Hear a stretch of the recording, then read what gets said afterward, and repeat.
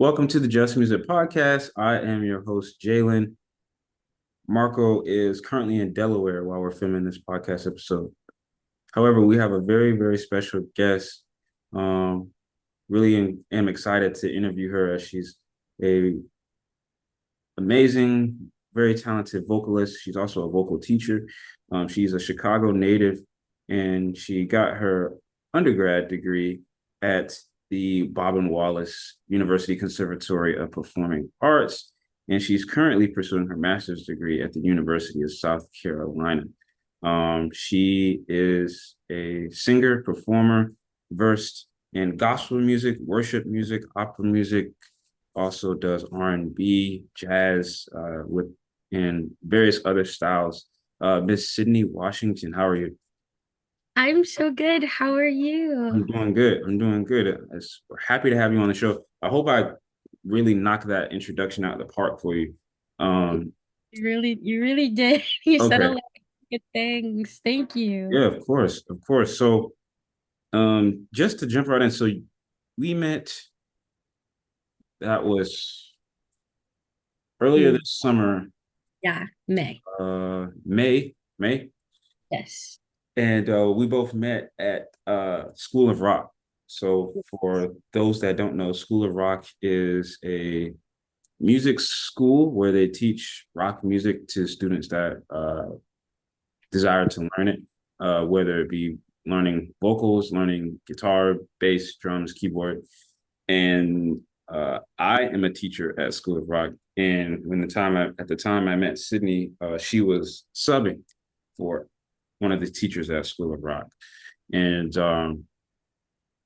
yeah, I think we just connected and I was like, hey, like, are you from here? Or like, what is it that you do outside here? Because this is my first time seeing you here. So and then you told me that you are not only a vocal teacher, but you're also a performer and you went to school for it. So I guess kind of start there. Like what made you decide, hey, music is something that I really like doing and something that I want to continue to do. So I'm going to go to school for it and pursue a career in it. Well, I mean, it all starts with seed planting, right? So my mom early on when I was really young planted the seed that you are meant to be on this, you are meant to be on the stage, you are meant to share a gift that God has given you. And of course, I was like, oh, la la la, yes, singing, I will do that. But I had no idea, obviously, at the age of like 4, 7, 10, 13, that it would be to this magnitude. I think I started to see a glimpse of that when I was 15. I had the opportunity to do the what's it called? It's in New York. It's a choir series called the Carnegie Hall Honors Performance Series. And I did that at the tender age of 15. And I went to New York for the first time and I went to sang at Carnegie Hall with like 60 other young women. And it was the turning point, especially the whole application process.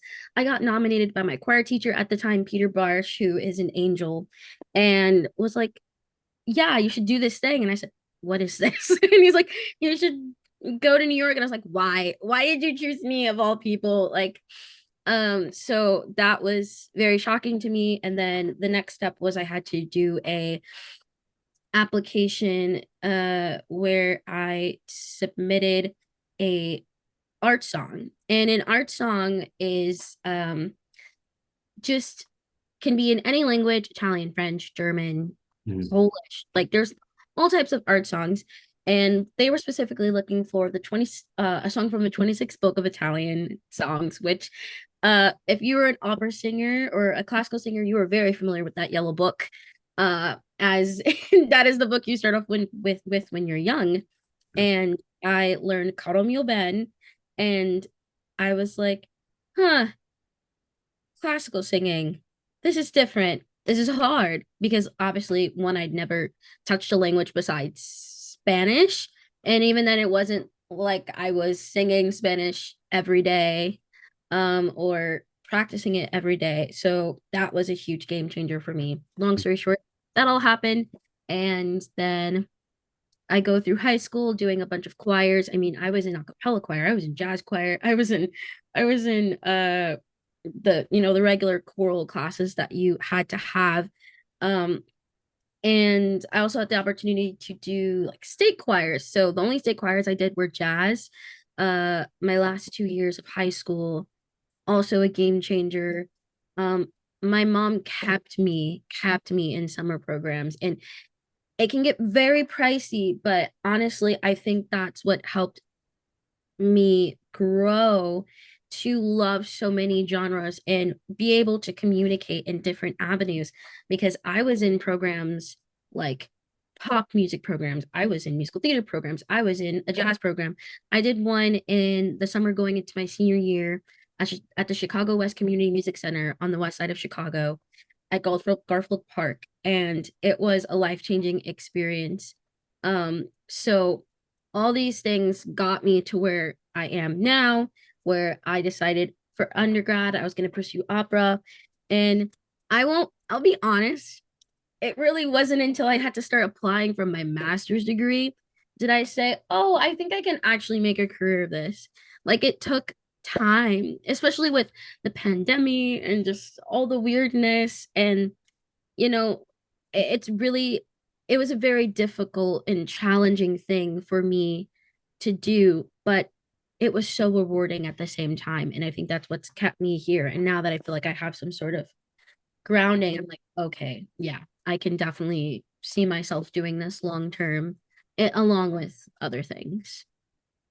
Yeah, I think that's an awesome story. And the things that you said, like going back to how it starts with seed planting. So like your mom at a young age, like started saying to you, hey, you're going to sing. And just like putting you around people and um having you listen to music that was going to further like water that seed.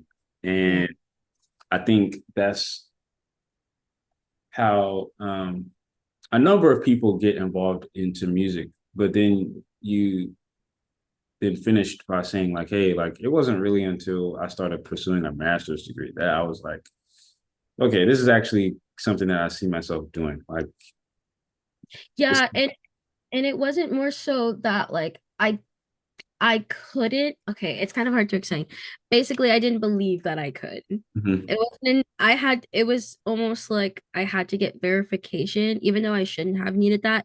But it was like, oh, people actually also think I can do this. It's not Right. just a me thinking this thing, and sometimes it's okay to have that, but I mean, I wouldn't change the trajectory of how I got to where I am now, but it's just I wish I believed it sooner is kind of all that I would say about that. But yeah, sorry. No, yeah, I think that's a great way to put it. And I think I mean you're definitely not the only one. Like there's definitely like like I can speak from experience. Like I knew that I wanted to pursue a career in music since the age of 16, but I didn't know exactly what that looked like. Um, and then when I got to college, I knew that whatever I was going to study or get a degree in was going to be associated with music. Uh, Yeah. but then it took, me getting around other people and, me taking classes and figuring out, okay, this is exactly what I want to do. But then once I figured that out, I was like, okay, so this is what we're going to get our degree in, arts management and minor in music instead. And then after graduation, it wasn't until maybe like a year later that I actually felt confident and ready enough to actually pursue a career in music and not have any second guessing, not have any doubts. It's not to say that like you'll never